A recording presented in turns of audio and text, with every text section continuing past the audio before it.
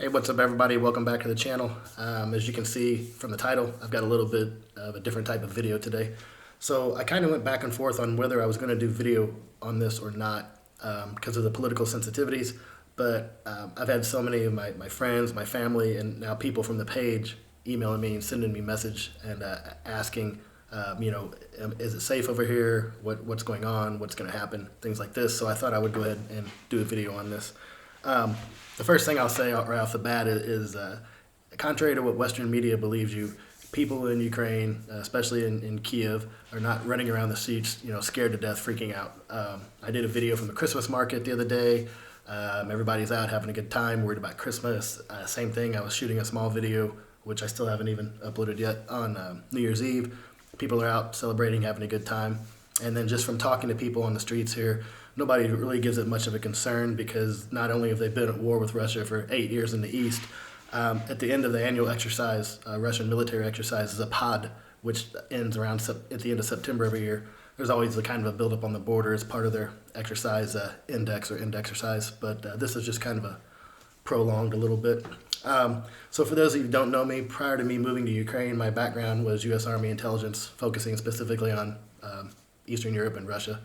So I had studied Russian order of battle tactics to include the hybrid warfare strategies or Gerasimov, Gerasimov Doctrine or Maskarova 2.0 or whatever title you want to put on it. So I'm pretty familiar with Russian military exercises. I was familiar with the Ukrainian order of battle as well and capabilities and techniques. What I wasn't really familiar with prior to moving here was the mindset of the people of Ukraine, how the civil defense leagues and territorial defense leagues and things like this were set up as well.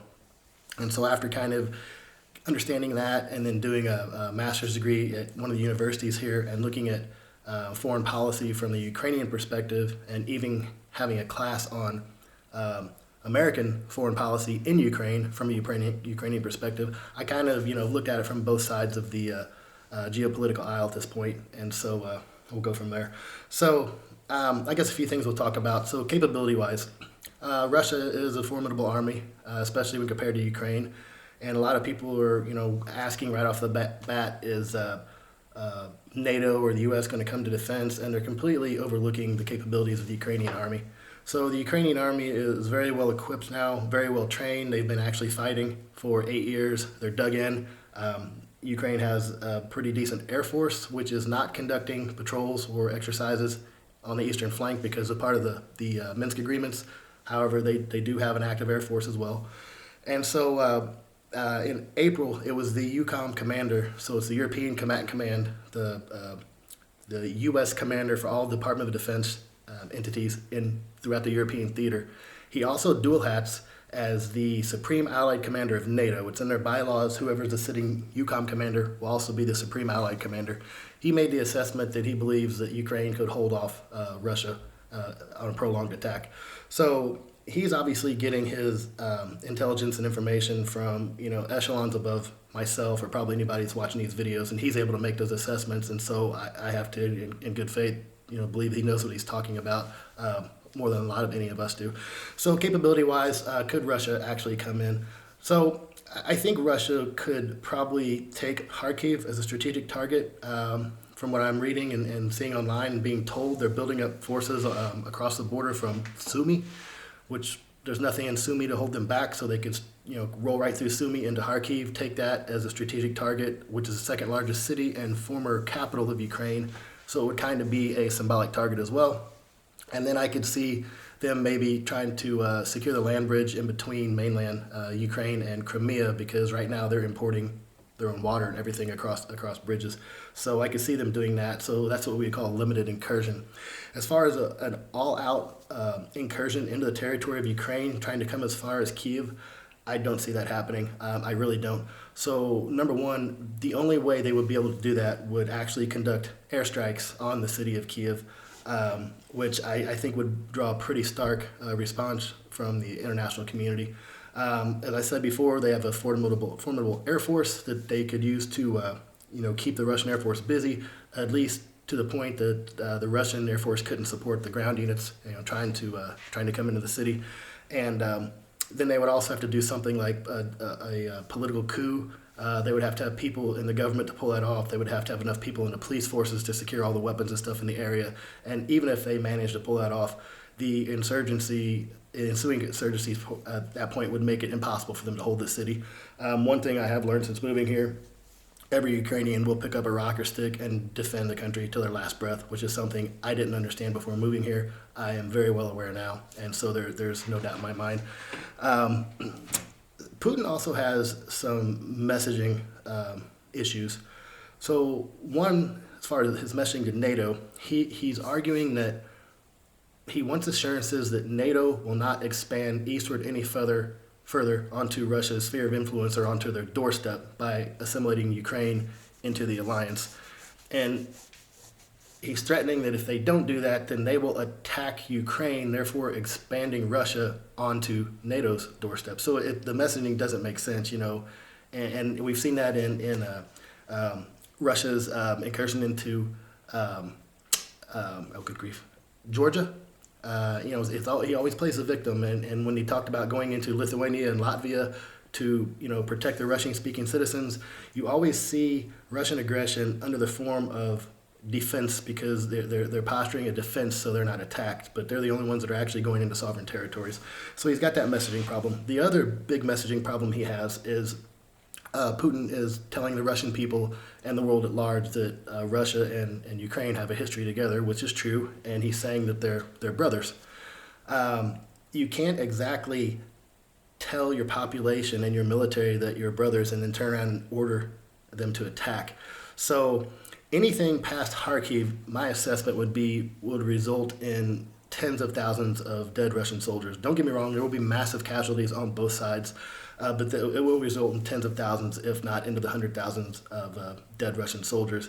And politically speaking, dead Russian soldiers' moms don't make for the best voting class, I would say.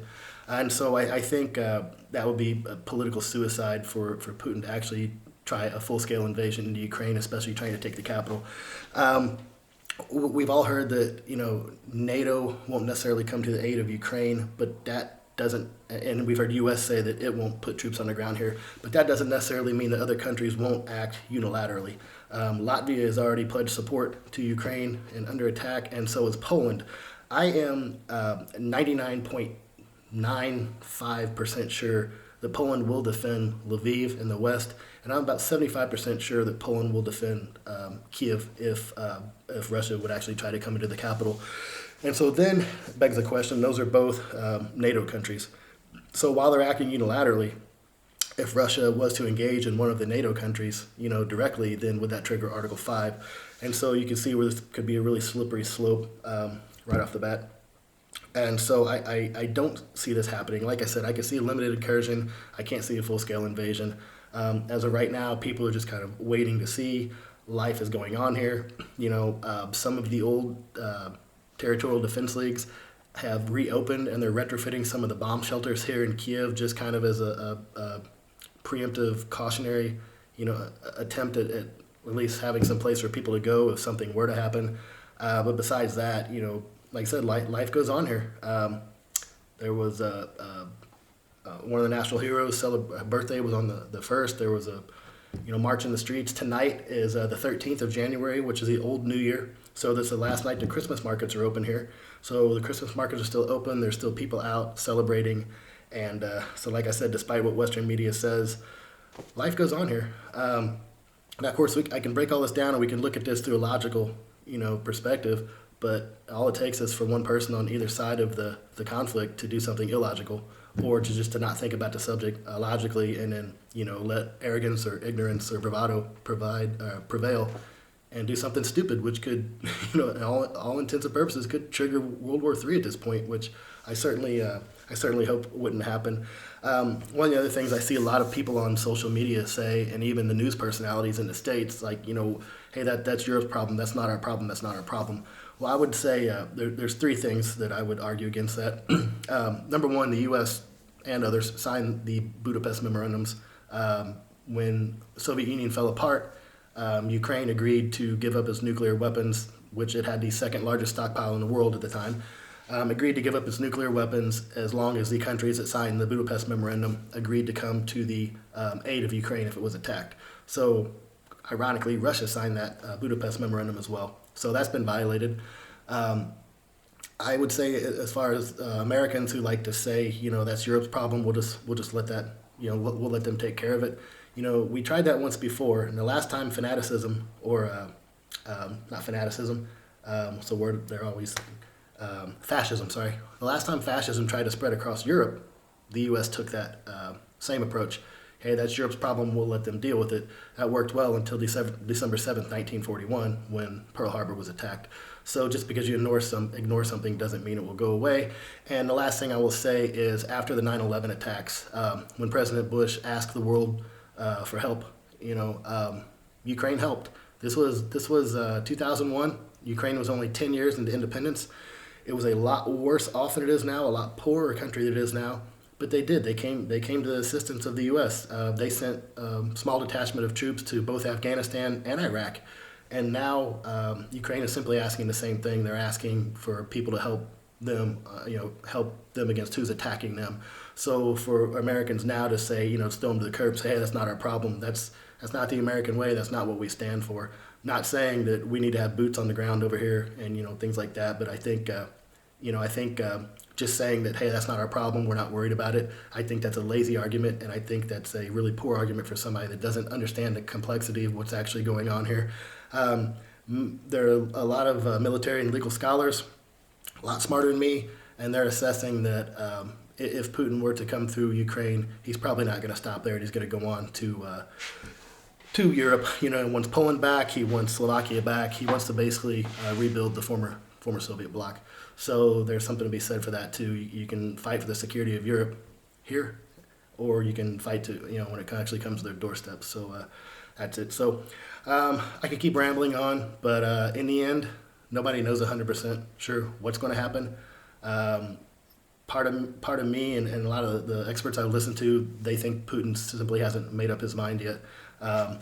Some of the things that are kind of concerning me a little bit are the troop buildup on the borders. This happens all the time. However, as far as the exercise, instead of simulating casualty control points and simulating supply lines, they're actually set up. The tanks, instead of, they've actually set up with their full anti-missile screening, their anti-javelin technology, this stuff that usually you wouldn't put on unless you were for a simulated exercise, unless you were actually going to go into battle. So some of these things have happened. That kind of has me a little concerned as well. I don't think Putin wants a full-scale conflict. I don't think anybody wants a full-scale conflict, and I hope not just for the sake of Ukrainians. Well, I guess me, since I live here. So not just for the sake of the people who live in Ukraine, but for the people all around the world, especially all across Europe. Nobody wants to see a full-scale conflict. Nobody wants to see that much bloodshed. And in the 21st century, I don't think there's any reason for it. I mean, we're not, humans aren't barbarians anymore. We don't really seek out conquest and empire expansion. It's the 21st century. The lines are drawn. So I'll go ahead and end this there. Like I said, I've been having some people message me. I do have a bag packed to go, bug out bag with my 2 animal carriers. So if stuff gets too hot, I am grabbing the backpack, throwing the cat and the dog in the carriers, and we're heading west if the airports are closed. So I got some friends of mine in Slovakia, a bunch of friends in Germany. I may call you guys or end up at one of your doorsteps if stuff goes pretty bad there. So that's it. I'm gonna go ahead and leave it off here. I pray that nothing happens. I really hope for everybody involved over here nothing happens, and really hope the international community that's involved can find a diplomatic solution, and everybody can just de-escalate, and we can get on with their lives and worry about coronavirus and all the other things, inflation, all the other things that are real problems to us. So, Happy New Year to everybody. Thanks for watching. Wish us all luck, and we'll see you soon.